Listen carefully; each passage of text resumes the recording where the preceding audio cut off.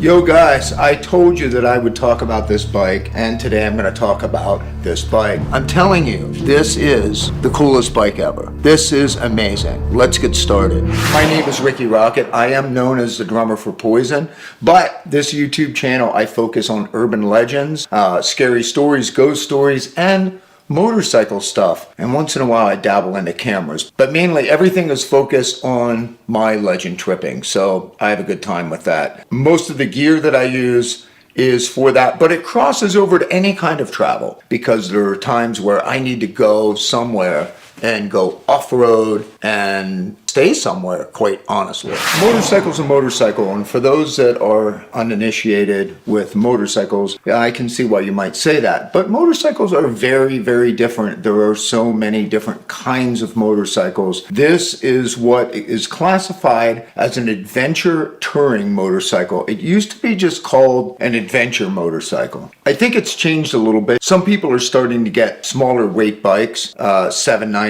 800s in that range, and then classifying the sport touring or adventure touring bikes as bikes that are over 1,000 cc's. So that covers a lot of ground. There's a lot that comes with that. They say that your adventure begins when you leave the garage, not when you leave the back of your pickup truck. Meaning, you pack a bike up, you get on it, you leave your garage, and you go off for a couple days, a couple weeks, a couple years, whatever it is. That is quote unquote the way adventure touring is defined these days. That's what this bike is. So why would I care about this bike for what I do? I don't leave home a whole lot except to go on tour, but I do these urban legends and I get in all kinds of situations. It's going to do everything I need to do my legend tripping. If I need to go off for a couple of days on this bike, I can do it.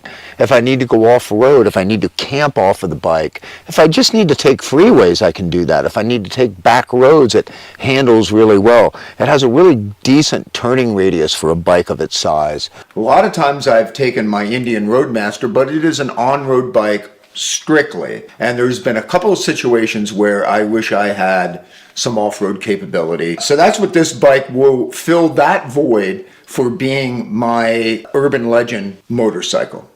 This bike is more popular in Europe at this moment, and I think what happened was a lot of Americans saw this bike when it was the 1200, and it was a more difficult bike to maneuver off-road, and brands like KTM and BMW just seem to edge it out off-road.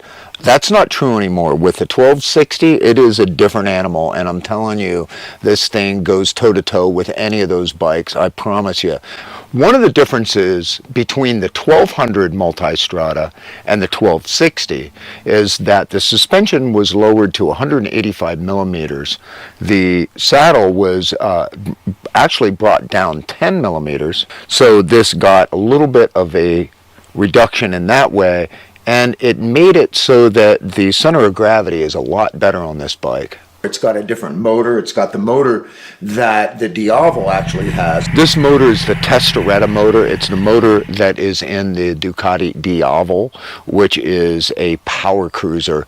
I had one of those bikes for a Poison tour, and it was amazing. I mean, it just snaps your head back. I mean, that bike is incredible. This motor is amazing. The motor's tuned and geared a little bit differently, but it is the same motor that is in the Ducati Diavel. Ducati's done an amazing job with this motorcycle. It definitely competes with the BMW GS. It competes with the Honda Africa Twin. It competes with the Tenere. All those bikes in that category, the KTM 1290 or 1190 adventure bikes. And I've ridden all those bikes, and I've got to say that this bike is superior to those bikes, at least for me. And I know I'm going to anger a lot of people, and a lot of people are going to go, oh, come on, if you're off-roading in Peru and you break down, you can't find parts for it, and you can for a Honda. Okay, I'm not going to be off-roading on this bike in Peru. I don't even want to talk about that. The main thing is that it's got all the essentials that I need to do what I need to do, and I love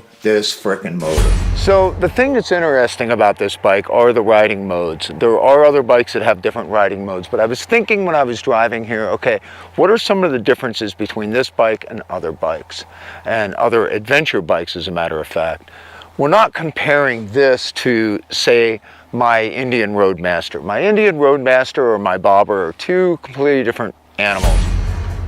Okay, so one of the things that is pretty cool about this is that Touratech, which is a well-known aftermarket company for touring and enduro and adventure motorcycles, they made this specially for Ducati for this model. This is just a rack that holds the panniers, and I'm going to show you what they are. Panniers are luggage, basically. To me, I don't really like riding around with luggage on there, but if you're really out and about, you're going to have luggage. I mean, if you're really doing anything cross-country or even a weekend, you're going to have stuff with you. If you're going camping, you're going to have a tent, you're going to have a sleeping bag, you're going to have stuff. In my case, if I'm doing legend tripping, I need my camera gear, plus all that stuff. And sometimes if I'm just doing a day trip, I need my camera gear. I'm going to put these saddle bags on here. I think they're a wonderful setup, but they're a little bit too big. So I'm going to look into getting ones that are slightly smaller, and I'm going to get them in black. I want to do black, tan, and red on this bike. That's what I'm going for. So let me show you how they go on. This side is slightly indented right here because of the exhaust right here, and that's why that's set up that way.